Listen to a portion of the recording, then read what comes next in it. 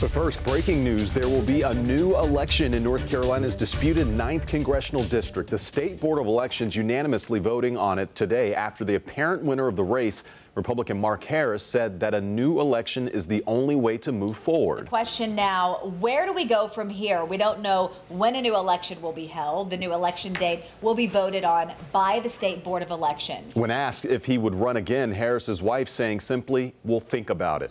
A lot to unravel here at 6. Mark Boyle digging into what a new election would cost. But first, Rad Berkey is live in Raleigh. And Rad, this was a stunning turnaround for Harris. Well, it really was. You know, he came here this morning hoping to resurrect his chances of being the next congressman from the 9th district. But after a tough round of questioning this morning, after lunch, he was through.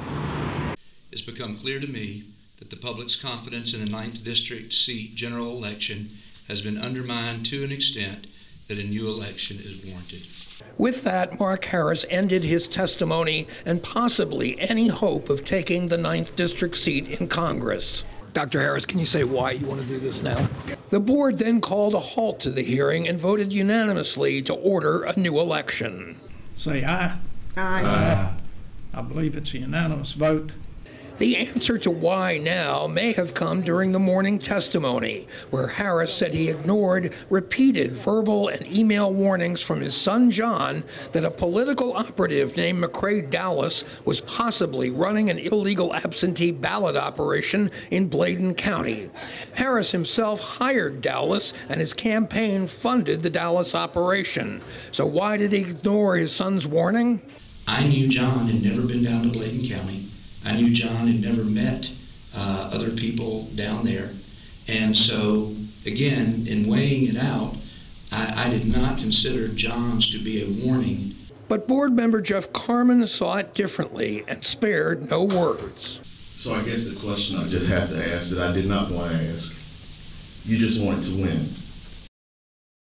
And with that hanging in the air, everyone broke for lunch. And as we said, when the hearing resumed, Harris threw in the towel. Live in Raleigh, Rad Berkey, NBC Charlotte. All right, thank you, Brad. Harris's opponent, Dan McCready, tweeting his thoughts on today's development, saying, quote, "From the moment the first vote was stolen in North Carolina, from the moment the first voice was silenced by election fraud, the people have deserved justice. Today was a great step forward for democracy in North Carolina."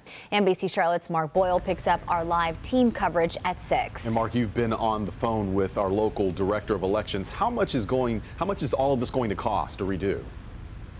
Well, combined for our viewing area, hundreds of thousands of dollars, Fred. And this is the state law right here. It reads, for any new congressional general election, there will be a primary election. That means there are several steps that will need to be in place before we find out who is in charge of District 9.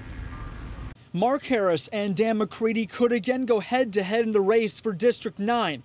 But state law also says if there is a new election, there has to be a primary. That opens up the race all over again to anyone. We're going to have now a new election to determine who your U.S. Congress member will be. The State Board of Elections first has to determine a filing period. Then a primary election date would be set, followed by the general election. It could be this summer before District 9 has representation in Washington, D.C.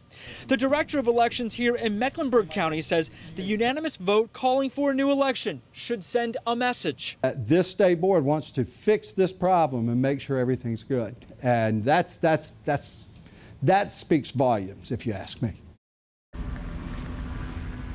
Now, Mecklenburg County is only a small portion of this new election. This is District 9, this green portion of the county map, a quarter of Mecklenburg County.